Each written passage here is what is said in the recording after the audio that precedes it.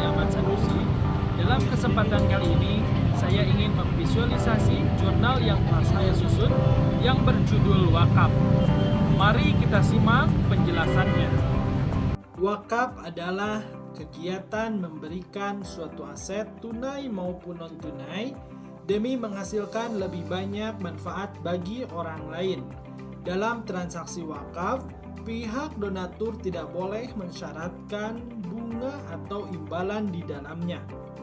Wakaf itu sendiri berasal dari bahasa Arab, yakni waqfi, yang artinya menahan diri.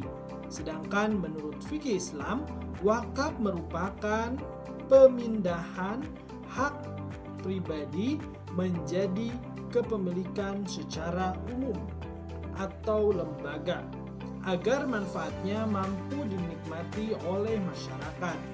Jadi, pengertian wakaf adalah pemberian suatu harta dari milik pribadi menjadi kepentingan bersama, sehingga kegunaannya mampu dirasakan oleh masyarakat luas tanpa mengurangi nilai harta tersebut.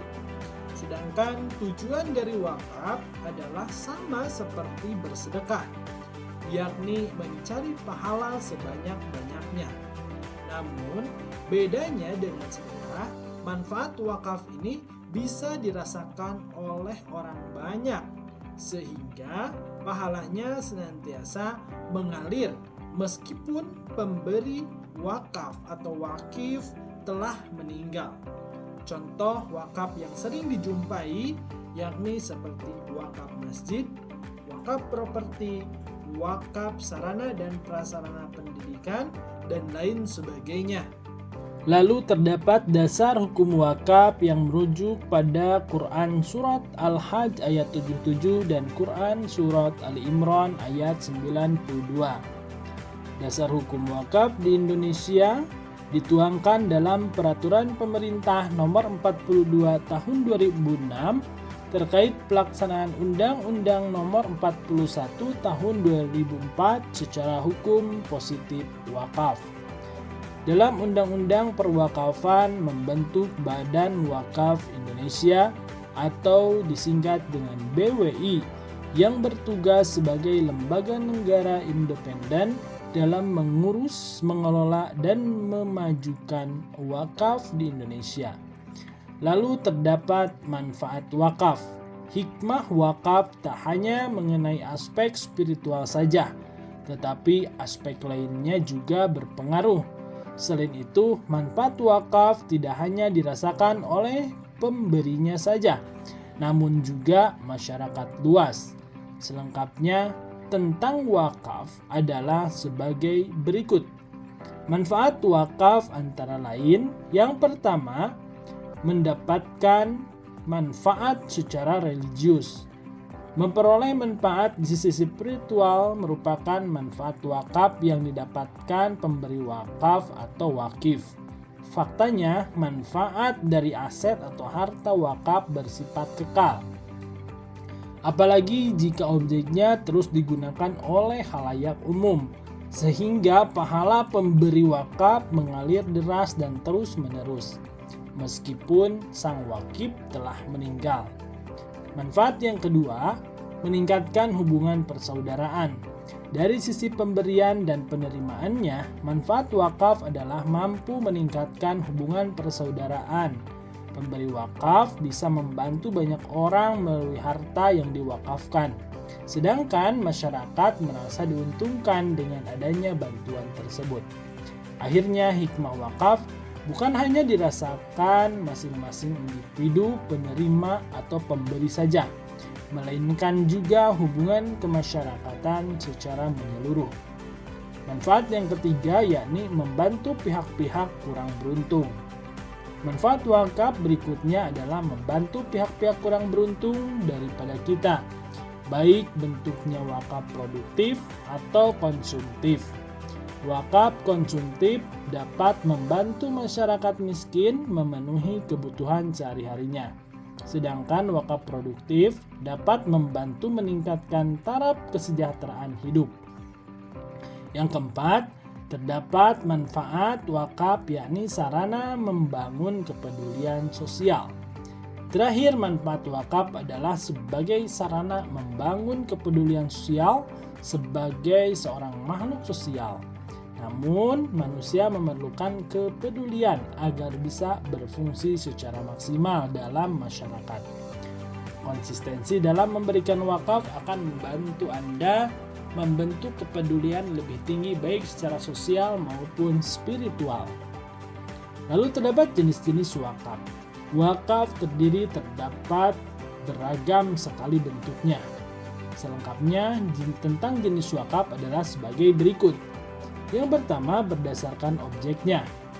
Jenis-jenis wakaf pertama ini yakni berdasarkan objek tujuan pemberian wakaf. Secara garis besar, wakaf berdasarkan objek dibagi dua, yaitu wakaf ahli dan khairi. Wakaf ahli merupakan wakaf untuk keluarga atau saudara sendiri, sehingga manfaatnya tidak dapat dirasakan oleh masyarakat umum. Contoh wakaf ahli yaitu nafkah sehari-hari, membiayai pendidikan adik, dan sebagainya. Sebaliknya, wakaf khairi adalah jenis-jenis wakaf yang diperuntukkan kepentingan masyarakat luas. Contohnya, wakaf khairi seperti pemberian tanah, bangunan, dan sejenisnya. Yang kedua, berdasarkan jenis yang diwakafkan. Klasifikasi kedua wakaf adalah berdasarkan jenis wakafnya, yang terbagi menjadi golongan pertama, kedua, dan ketiga. Golongan pertama yakni wakaf berupa benda tidak bergerak di mana berbentuk sulit dipindahkan. Contoh wakaf tidak bergerak seperti masjid, bangunan, pondok pesantren, dan sebagainya. Golongan kedua yaitu wakaf bergerak berbentuk barang. Dalam hal ini termasuk seluruh pemberian mudah dipindahkan selain uang. Contoh wakaf bergerak seperti bibit tanaman, surat berharga, air, peralatan tertentu, dan lainnya. Sementara itu golongan terakhir yakni benda bergerak berupa uang baik tunai ataupun non-tunai. Lalu terdapat jenis wakaf berdasarkan waktu. Jenis wakaf berdasarkan waktu terbagi menjadi dua, meliputi mu'abbad dan mu'aqqad.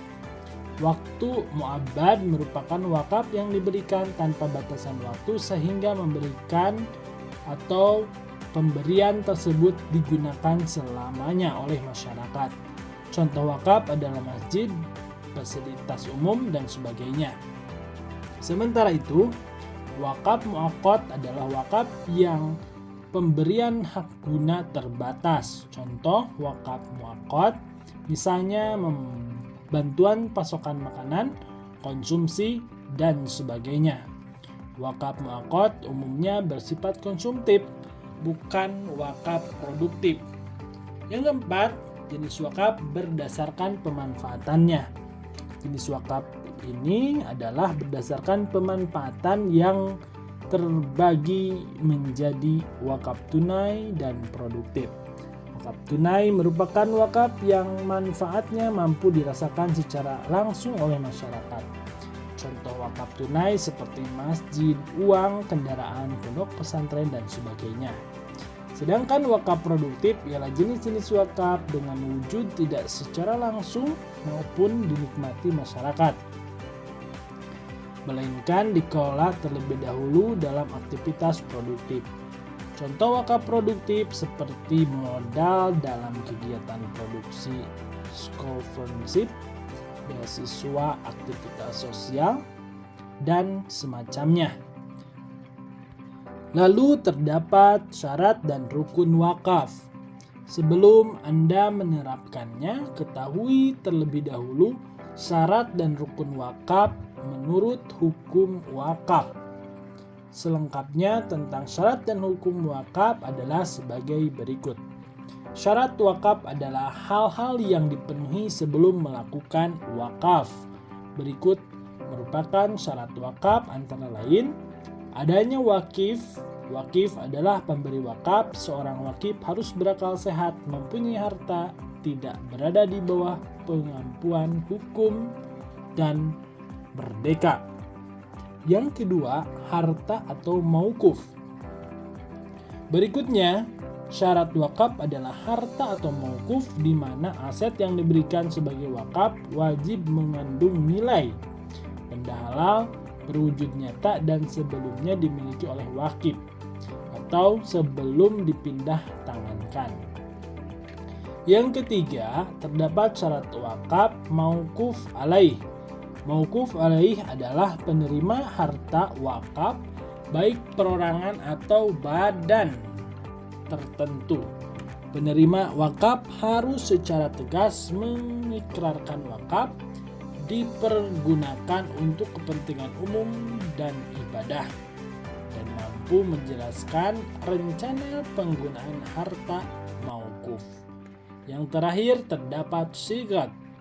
Syarat wakaf terakhir ini yaitu sigot atau akad yang diikrarkan baik merupakan tulisan ataupun lisan dari wakif secara saat itu juga tidak terbatas waktu, tidak diikuti syarat batil dan tidak dapat dibatalkan. Terdapat rukun wakaf. Rukun wakaf merupakan tata cara menjalankan wakaf secara berurutan. Bila terdapat salah satu yang tidak dilaksanakan, maka pelaksanaan wakaf tidak sah. Adapun rukun wakaf sebagai berikut. Yang pertama, pemberi wakaf menyerahkan benda yang diwakafkan setelah disyaratkan memenuhi aturan.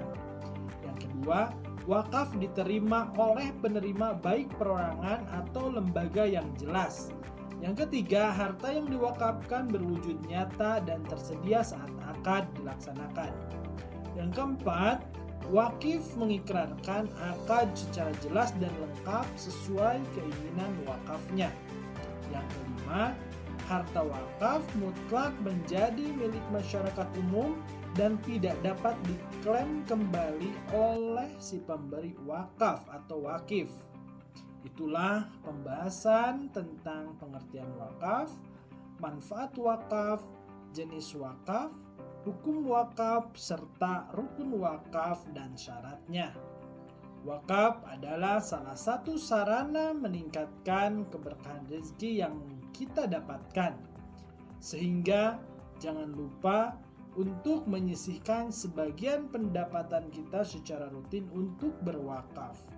Dan jangan lupa bahwa di Lembaga Pendidikan Institut Kyai Ahmad Sanusi telah dibuka penerimaan aktivitas wakaf untuk pengembangan dan pembangunan fasilitas pendidikan. Yang belum menunaikan wakaf, mari segera kita melaksanakan wakaf dan mudah-mudahan kita diberikan rezeki dan dipermudah oleh Allah Subhanahu wa taala. Berikut pembahasan mengenai wakaf yang telah saya sajikan dalam bentuk jurnal dan saya visualisasikan dalam bentuk video ini.